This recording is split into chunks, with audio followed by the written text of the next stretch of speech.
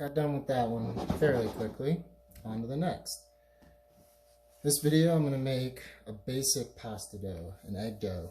Not using semolina, but a more traditional flour. Double oct or pasta flour, Italian flour. It's basically flour that's just been sifted and super fine, and it'll produce like a better texture. What I have here is 255 grams of said flour, 155 grams of eggs. For my American friends and non-metric folk, that is 3 eggs, whole eggs. One of my favorite things about pasta, like as well as making bread, is you get to use your hands a lot. You get in there. It's something therapeutic about that. So what I'm going to do, I'm going to start with the fork. Just kind of break these yolks up.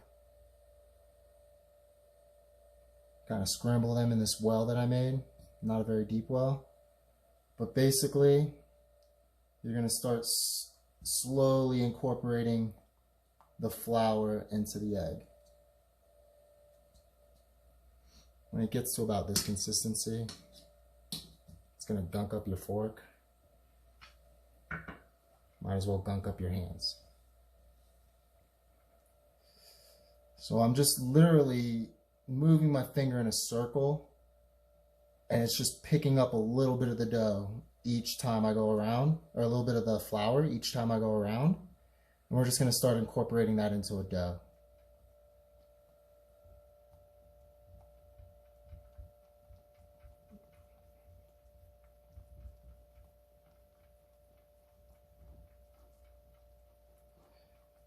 Woo. Now the dough is starting to form. Get your whole hand in there.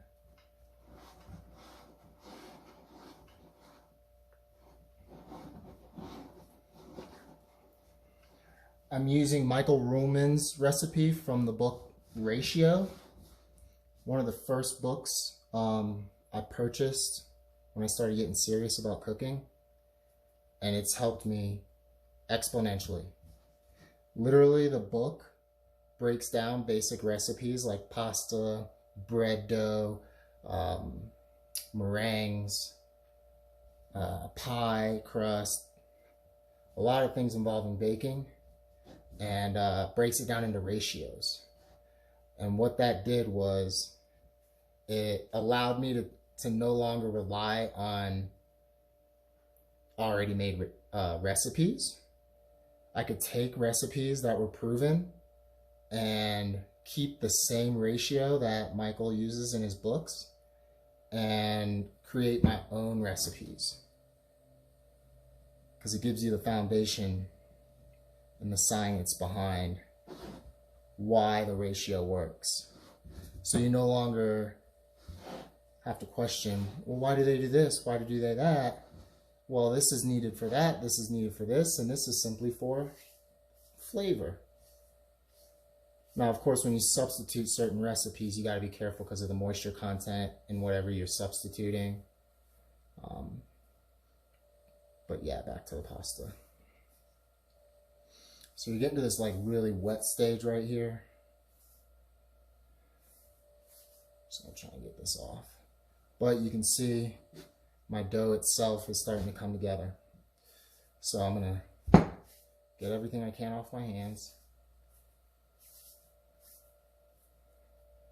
So this stage, you can turn it out onto the table and start kneading it.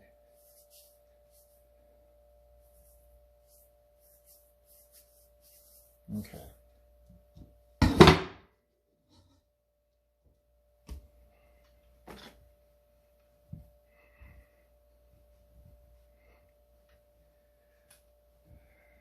Egg doughs are good for raviolis because the protein in the soy and the egg helps strengthen the gluten.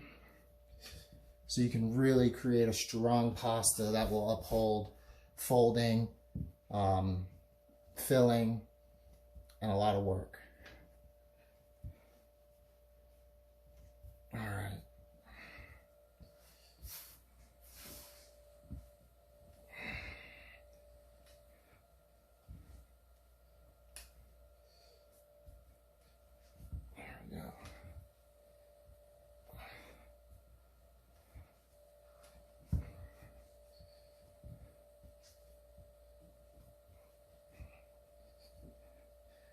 for kneading, I'm just folding it over on itself and just using the heel of my hand and just stretching out that gluten. And don't be worried about these pieces on the outside. The dough will pick it up and it'll all get incorporated.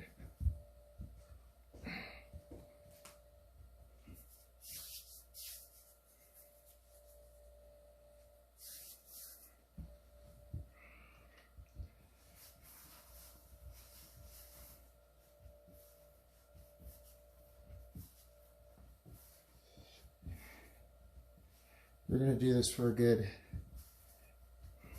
8 to 10 minutes.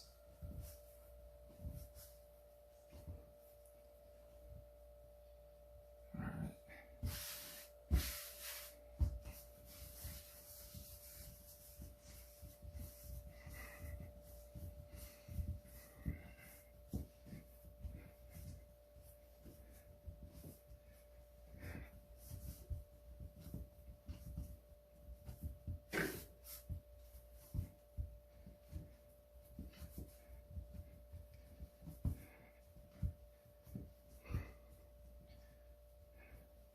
Another good thing about pasta, if you're living on a budget like, well, I don't know, a tight budget like 85% of Americans or the majority of the world, pasta is such a great staple in the household. I mean, you just saw like how little it took to make this dough, and this should be enough pasta for 4 portions. Of course, that depends on what kind of pasta you make, how big the ravioli is. But about 4 portions is what I'll get out of this. So now I got my dough formed. I'm going to go ahead and wrap this and put it in the fridge to rest. And you always want to rest your pasta before you work with it. That'll help the gluten develop, it'll help the flour absorb any extra moisture, and really set you up for a pasta that you can work with.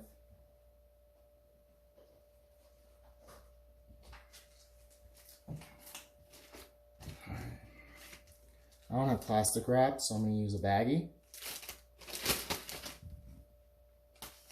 Just going to slide it in there.